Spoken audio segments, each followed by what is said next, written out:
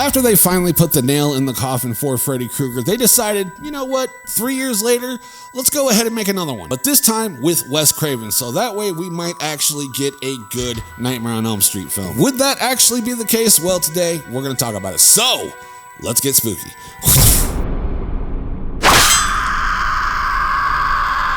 Greetings everyone, my name is Nightshade, this is The Night Shift, a home for all things spooky, and today we're taking a look at Wes Craven's New Nightmare, released in 1994. And this would be my third attempt at making this specific video. Last week I thought I filmed an entire week's worth of videos, and it turns out that just wasn't the case. There's a little locking mechanism on the side of an SD card that will lock a card from being able to be recorded on. And whenever you plug it into the microphone, it can easily be bumped and pushed back, and yeah, so I sat here in front of this camera thinking I was recording, and that nope.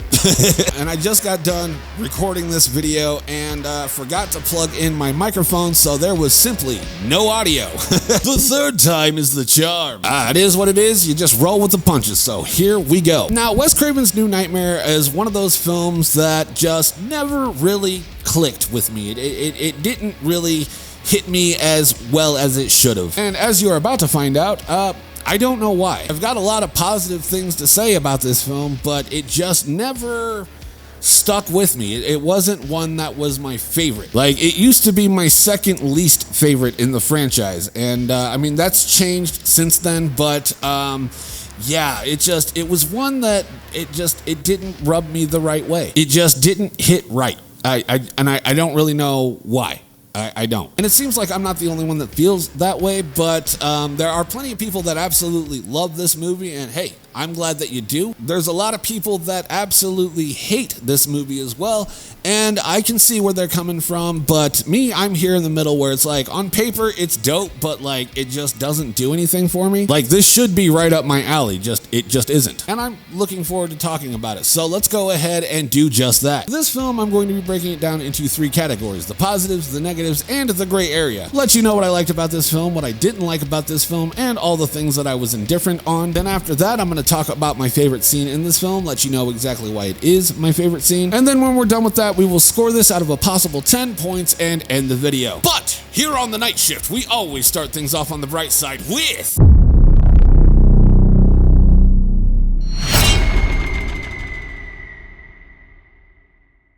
the concept of this film is a lot of fun. You know, a Freddy film that actually takes place in our world, the real world, and it's filled to the brim with people playing themselves in a world where Freddy Krueger already exists in cinema. Everybody knows who Freddy Krueger is. People love Freddy Krueger. And, you know, Wes Craven really experimented with meta filmmaking, and I think that's a lot of fun. It ended up, you know, sort of being the precursor to what the Scream films would be. You guys see that Scream 7 trailer though? Oh, so good. But you know, it's all very meta, it's very cool, it's very fun. It's a fun concept, and I really enjoy that. So for that reason, I have to put it here on the positives list. So moving right along into my next positive, we have...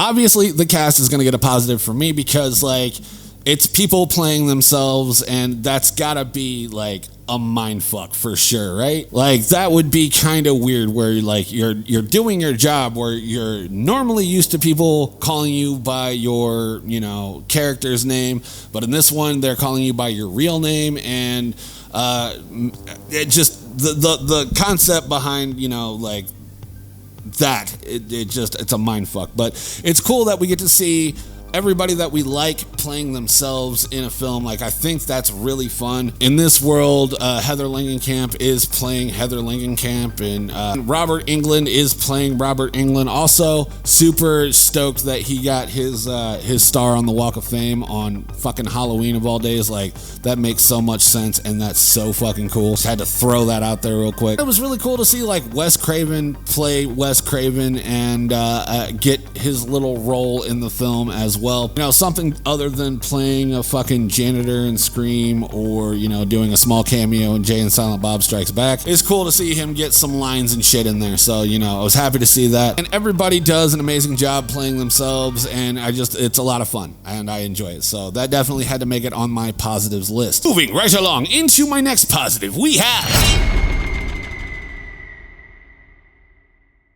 So the visuals in this are really cool, and not just, you know, the sets that they built, but the cinematography, the lighting, all of that paired together looks really fucking sick. You know, like, I really love the visual of Freddy coming out of the moon in the sky and shit, and picking the kid up with his little, his finger claws. And there's just like a lot of really cool visual effects of this. I also like the fact that, you know, in the script, there was an earthquake, and then an earthquake happened in real life, so they went out and captured actual footage of like the wreckage from an earthquake. So I thought that was really cool as well. It sucks that an earthquake actually had to happen for them to get the visuals of an earthquake, but the end result's cool, and they're, you know, they made the best out of a really shitty situation, and you're not gonna get more real than actual fucking earthquake footage. So, you know, that's pretty cool. Not to mention the lighting in this one, especially in the dark scenes where they just like drench the scene with like dark blues. The cinematography in this one is all really well done, and it's a beautifully shot film,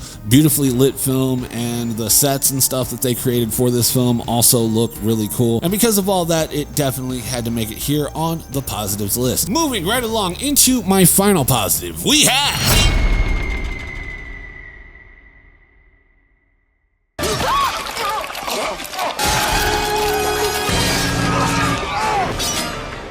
the kills in this are all pretty cool. They didn't really hold back on the red stuff. I don't know how hard the MPAA came after this film, but it seems like they got away with more than they had in previous films. Like A Nightmare on Elm Street and Friday the 13th, both in particular, had the shit kicked out of them from the MPAA on their previous films. But this one seems to be a little bit more lax, and it seems like they got away with more and didn't have to shy away from too much. And if they did have to shy away from anything, it doesn't really look noticeable. But the few kills that we got in this, you know what, they were pretty cool. And just like that, we are all out of positives. So now it's time we move into, you know, the area where it's not good enough to be good, but not bad enough to be bad. It's somewhere in the middle.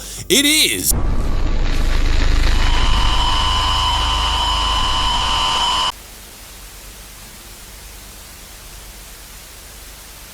so the entity in this is pretty cool, but it's simply not Freddy. Now, he takes on all the features and characteristics of Freddy, minus the jokes. Like, he doesn't have as many quips, as many quirky jokes. Like, he looks cool. The outfit looks cool. The makeup looks great. His little bone claw, also sick as fuck. And I also like the trench coat and the green fedora. It looks like a modernized Freddy Krueger. But Freddy Krueger, he is not. It doesn't feel like Freddy. And if it doesn't feel like Freddy, this is not going to feel like a Freddy Krueger movie, if that makes any sense. Like, I definitely don't hate it. Not at all. That's not the case. I think Robert Englund put his all into the character in this film, and he did a bang up job for what was required of him. However, he might just be a little too dark, and it doesn't feel like Freddy Krueger. And it's just, you know, like, he looks the part, but he doesn't feel the part. It's an entity emulating Freddy Krueger, or, you know, what they based Freddy Krueger off of, and so therefore, by definition, is not Freddy Krueger, and it doesn't feel like a Freddy Krueger. So for that, like I said, he's got a lot of cool stuff working for him, but it's not Freddy Krueger, and for that, he's here in the gray area. But he is the only gray area section that we have here. So now it's time we move on to the not so bright side of things with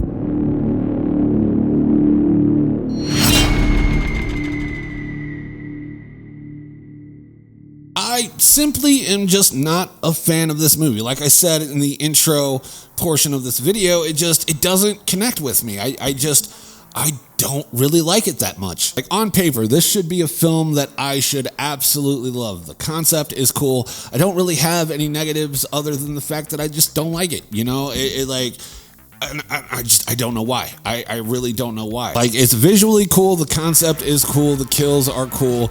The cast is cool. A lot of things about this film are cool, and it just doesn't resonate with me well. And you know, like, it sucks because, you know, this could have been something great, but it just, for whatever reason, it just never connected with me. And, you know, years ago, whenever I first watched this film, this is the second and third viewing that I've ever had of this movie. I watched it back in the day, and it just never really connected with me. And then I finally gave it another chance for the review series here, and still just never really connected with me. And, you know, at the time, I thought maybe it was because I was younger and it didn't just didn't click in my head what makes this movie cool. But now as an adult, it still doesn't click with me, and it just doesn't bring me joy. It's cool. The concept's cool, but it's not one that I will ever really consider rewatching, unless I do like a deep dive review on the film or something like that. But yeah, I don't know, something about it just doesn't feel proper. It doesn't feel right. Maybe it's too meta for my liking. I don't know. It's just one of those things that, you know, I don't like, and there's nothing wrong with that. There's nothing really wrong with this movie, objectively speaking, but like, for me personally, it's just not my thing. You know, it's just not my thing. It's executed very well.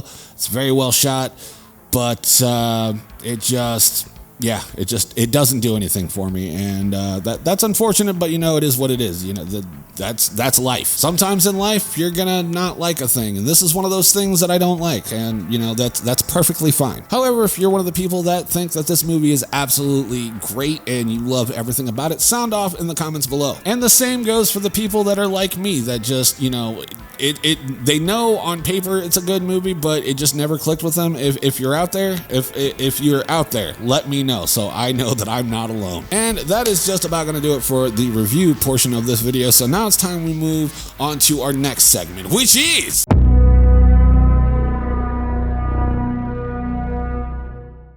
so Julie's death is definitely my favorite scene in this film, because it mirrors Tina's death, which was my favorite scene in the first Nightmare on Elm Street. I think it's done really well, and I like the callback to a better film. I liked, you know, the updated version of that kill where we get to see what Freddy's up to, rather than just somebody, you know, climbing up the walls with nobody there. I think that one's scarier, but I think it's cool that we get to, you know, actually see Freddy doing what they do best. And I really like, you know, the callback, and you know, sort of get to see the inner workings of the kill as it's happening. So yeah, for that reason, it's going to be my favorite scene of this film. It was almost the entity in the sky. I thought that was pretty cool. That's just gonna act like a bonus favorite scene. So I couldn't decide between the two, so it's both of them. Fuck it. So let's go ahead and score this bad boy and get on out of here. What do you say? For this film, I'm actually gonna give it 2 scores just to be fair. Objectively, I'm going to give this a solid 8 out of 10. I think it was really well executed. I thought it was really well done, really well shot. Everything on paper is cool, but subjectively, my subjective opinion on this film, it's going to get like a solid 3.5 out of 10, because it just doesn't do it for me. This is a film that I simply do not enjoy, and there's nothing wrong with it, but it's just a film that never connected well with me. So that it is what it is. So speaking chronologically, the next film in the franchise would be Freddy vs. Jason, and you don't have to wait, because I've already made that video. Did that in the Friday the 13th review, and I'm gonna go ahead and link that in the comments below. So if you want to check that out, if you haven't already, I will leave it in the comments below, and you can just click, and you don't have to wait. I'll also be putting it into the playlist that all of these Nightmare films are in here on the channel. And with that being said, I will see you guys on Friday for the Nightmare on Elm Street remake review. And yeah. So that is just about going to do it for me. If you like the video, let me know by leaving me a like. Comment down below what you want to see on the channel next. I will do my best to accommodate. I really will. And until next time, my name is Nightshade. This has been The Night Shift, and I will see you in the next video. Stay spooky, my friends.